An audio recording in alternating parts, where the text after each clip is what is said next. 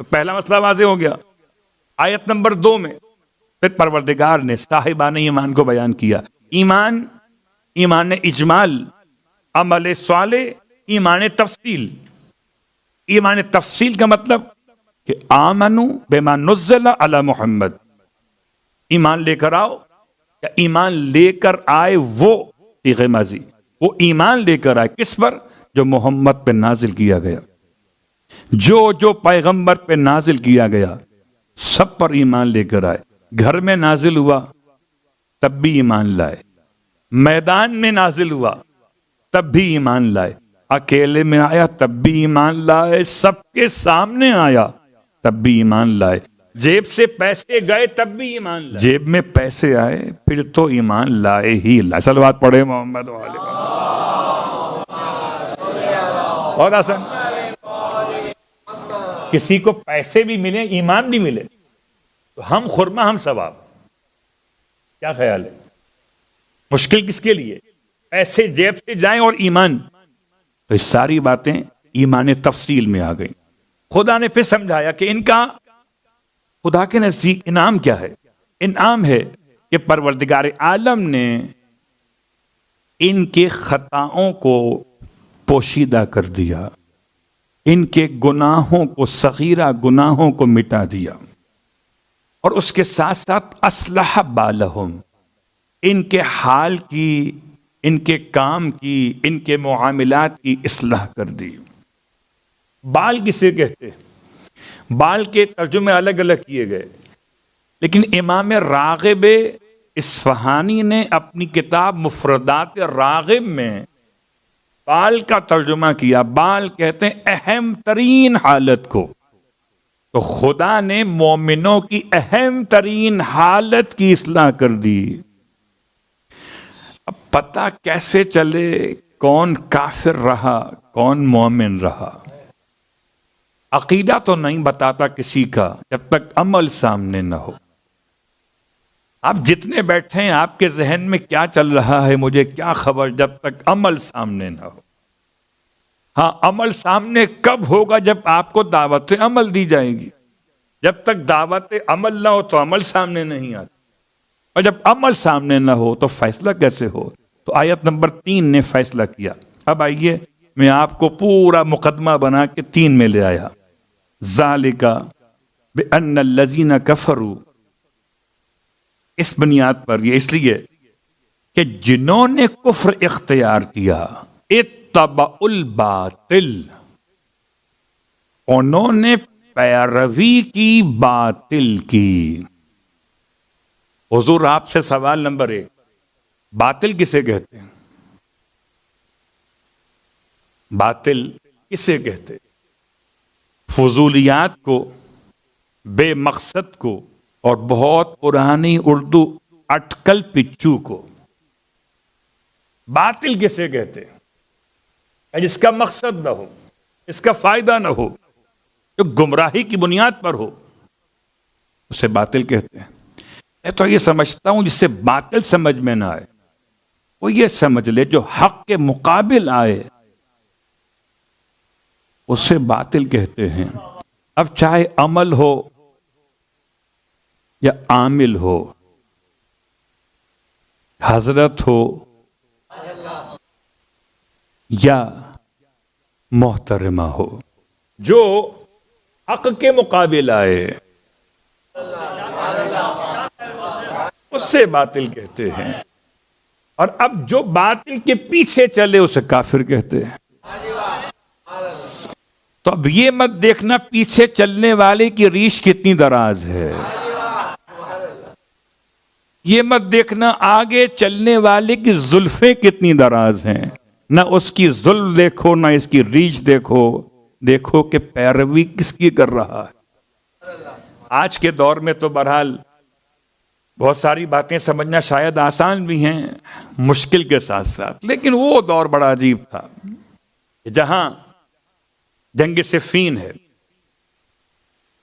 اور جنگ صفین، جنگ جمل، جنگ نہروان، اتفاق سے تینوں جنگیں ایسی ہیں کہ ان تینوں جنگوں میں باطل اور حق کا فیصلہ کرنا اتنا آسان نہیں ہے کہ نماز وہاں بھی ہو رہی تھی، نماز یہاں بھی ہو رہی تھی، تلاوت قرآن وہاں بھی ہو رہا تھا، تلاوت قرآن یہاں بھی ہو رہا تھا، وہاں بھی اذان و اقامت تھی، یہاں بھی اذان و اقامت تھی، وہاں بھی سجدوں کے نشان تھے، یہاں بھی سجدوں کے نشان تھے۔ کس کو حق کہیں اور کس کو باطل کہیں، یہ بیچ میں کھڑے ہونے والے فیصلہ کیا کریں گے؟ جب دیکھا صف اول کے نمازی اس طرف کھڑے ہیں اور صف اول کا امام اس طرح کھڑا ہے، اب یاد رکھیں سارے نمازی مل کر بھی آ جائیں تو امام کے برابر تو نہیں ہو سکتے۔ حیرت ان پر ہے جو نمازیوں کو دیکھ کر امام کو سمجھ نہ پائے۔ ان میں سے ایک شخص نے ہمت کی، آیا مولا کائنات علی ابن ابی طالب علیہ السلام کے پاس،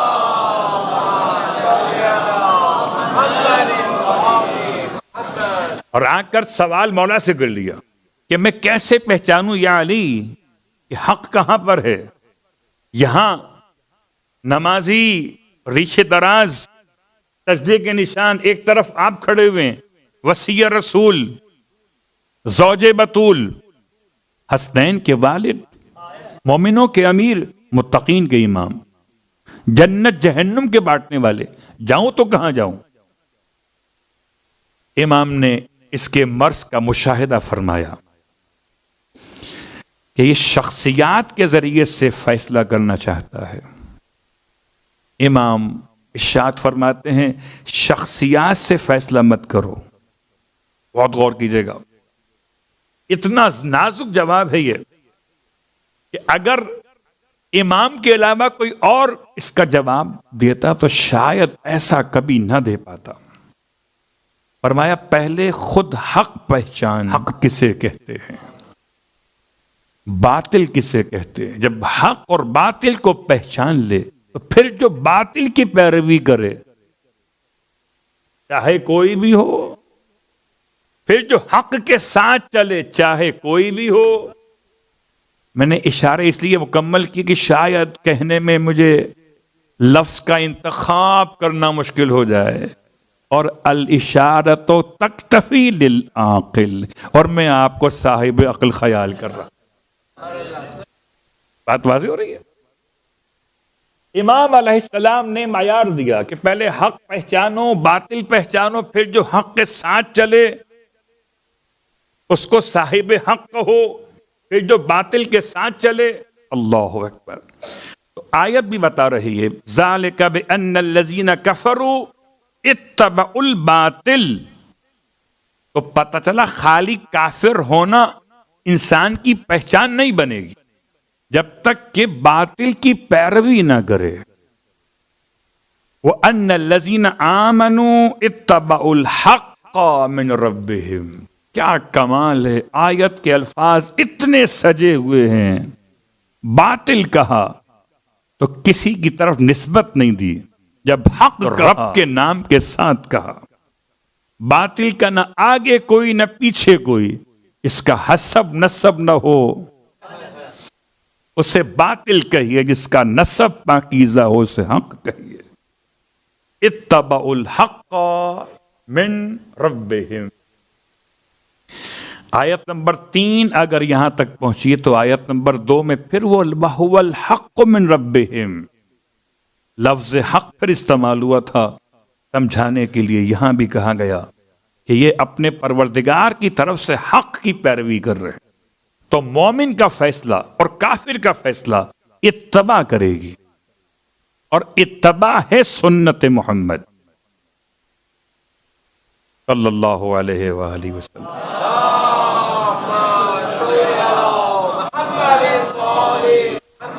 اور اللہ کے رسول کی سیرت و سنت کے بیان کے لیے آپ کی خدمت میں روزانہ تاریخ بیان کی جا رہی، پیغمبر کی آمد، پیغمبر کے نام کے رکھے جانے کے مسائل، اور آج دل چاہتا ہے کہ پیغمبر کے نام رکھے جانے کے مسائل میں کچھ باتیں آپ کے ساتھ اور شیئر کی جائیں۔ ان میں سے یہ بات لازم ہے کہ اللہ کے رسول کے نام کا انتخاب خود پروردگار عالم نے کیا، تو محمد کا ترجمہ کیا ہے؟ اور اسی اعتبار سے محمد صلی اللہ علیہ وآلہ وسلم کے نام مقدس کو قرآن مجید میں 4 مقامات پر، ان میں سے آج پہلا مقام سورہ مبارکہ آل عمران آیت نمبر 144، اور اس آیت کو خاص طور سے تلاوت کر رہا ہوں۔ وما محمد الا رسول، یہ پورے قرآن کے 114 سوروں میں 6636 آیات میں یہ وہ پہلی آیت ترتیب مصحف عثمانی میں ہے کہ جہاں پیغمبر کا نام بالکل واضح طور پر لیا گیا، وما محمد الا رسول، محمد نہیں ہے کچھ اور مگر ہیں تو رسول ہیں۔ یہ کون سے مرحلے کی آیت ہے کہ جہاں پیغمبر نے اپنے حبیب کا تعارف کرایا؟ غور کیجئے گا، اس آیت کو یاد رکھیں، بہت کام کی آیت، ویسے ساری آیتیں کام کی ہیں، لیکن میں روز آپ کو ایک آیت دے رہا ہوں۔ پرسوں دی آیت الکرسی، اب کرسی ملے نہ ملے وہ الگ بات ہے، اور کل دی میں نے آپ کو آیت ملک، اب ملک ملے نہ ملے، لیکن آج آپ کو دے رہا ہوں آیت ابطال سحر، وہ آیت جو سحر کو باطل کر دیتی ہے۔ سحر تو سمجھتے ہیں جادو، ٹونا، تعویذ، گنڈے، پڑھ پڑھ کر پھونکنے والیاں، پھونکنے والے، اور ایک خاص طبقہ ہے پاکستان میں، ساری دیواریں کالی دکھائی دیتی ہیں، محبوب آپ کے قدموں میں اور آپ ہمارے قدموں میں۔ جب تک آپ ہمارے قدموں میں نہیں آئیں گے آپ کا کام کیسے ہوگا؟ اور کتنے سارے دیوانے ہیں، دیواروں پہ نمبر پڑھتے اور چلے جاتے۔ ابطال سحر، میں بار بار کہا کرتا ہوں، یہ جادو، یہ تعویذ، یہ گنڈے، یہ سب سے زیادہ آسان راستہ ہے کسی بے وقوف سے روزی کمانے کا۔ ذرا سا آپ کی کمزوری معلوم ہو جائے، آپ کہاں رہتے ہیں، کیا کرتے ہیں، بس ہمارا کام ہو جائے گا۔ آپ پر تو فلاں نے جادو کرا دیا ہے، فلاں نے جادو کرا دیا ہے، کیا مطلب؟ کہ آپ کے خاندان میں ایک چھوٹے قد کی ہے، کوئی تو چھوٹے قد کی ہوگی نا، صلوات پڑھے محمد و آل محمد۔ آپ کا ذہن چلا گیا۔ یاد رکھیے، یہ الفاظ مجھ سے سنے تو مجلس کے طور پر، ورنہ یہ بات حقیقت ہے۔ کوئی نہ کوئی تو وہ آپ کو ٹرانس میں لے گا نا، کوئی تو اشارہ کرے گا لمبے قد کا ہے، آپ کے عزیزوں میں ہے۔ اب آپ سہلانے بیٹھے، منع کیسے کریں گے؟ اس کو باطل کرنے کے لیے پہلی بات تو یہ کہ ثابت کرنا الگ موضوع ہے، شاید پھر کبھی موقع ملے گا تو پھر فرشتوں کا تذکرہ کریں گے، ہاروت اور ماروت کا۔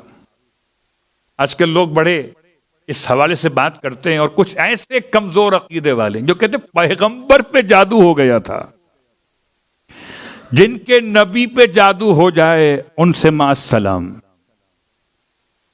یا تو محمد کا نام لو تو جادو باطل ہو جاتا ہے۔ وما محمد الا رسول، یہ آیت اگر مکمل پڑھی جائے، آیت نمبر 144 سورہ آل عمران، تو سورہ تو آپ کا پسندیدہ ہے آل عمران، آیت بھی بہت حسین ہے، خلاصہ 9 ہو جاتا ہے 144۔ آئیے آیت پڑھتے ہیں۔ وما محمد الا رسول، محمد کچھ نہیں سوائے رسول، قد خلت من قبلہ الرسل، ان سے پہلے بھی رسول گزر چکے ہیں، قد خلت من قبلہ الرسل، افئن مات او قتل انقلبتم علی اعقابکم، بس اگر یہ محمد صلی اللہ علیہ وآلہ انتقال کر جائیں، ماتا انتقال کر جائیں، او قتل یا قتل کر دیے جائیں، انقلبتم علی اعقابکم، تو کیا تم اپنے پرانے دین پہ واپس پلٹ جاؤ گے؟ اور اگر پلٹ جاؤ، وَمَن يَنْقَلِبْ عَلَىٰ عَقِبَيْهِ، کوئی تو تھا، کوئی تو تھے، صیغہ تنہا نہیں ہے، اس کام میں کوئی اکیلا نہیں ہے، کچھ ہم خیال ہیں جو ہمیشہ سے زوال ہیں۔ چھوڑ کے پیغمبر کو چلے کہ اعلان ہو گیا قد قتل محمد، تو کسی راستے نے پوچھ لیا نام لے کر کہ کہاں جا رہے ہیں فرزند مخصوص؟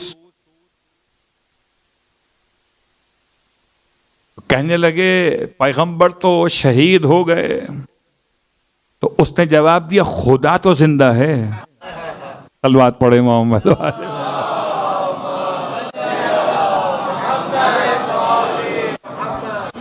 وَمَن يَنْقَلِبْ عَلَىٰ عَقِبَيْهِ، اور جو پلٹ جائے اپنے پرانے دین پر، فَلَن يَضُرَّ اللَّهَ شَيْئًا۔ بہت غور کیجئے گا، قبلہ میں کیا جملہ استعمال کروں؟ اگر میں اپنے لیے کہوں کہ مجھے پلٹ کے پاکستان جانا ہے، تو مجھے اطمینان ہے کہ یہاں پر جب تک ہوں تو ہوں، اس کے بعد مجھے پلٹ کے واپس اپنے وطن جانا ہے۔ جس کا وطن یہی ہو وہ کہاں پلٹے گا؟ پلٹتا وہ ہے جس کے دو وطن ہوں۔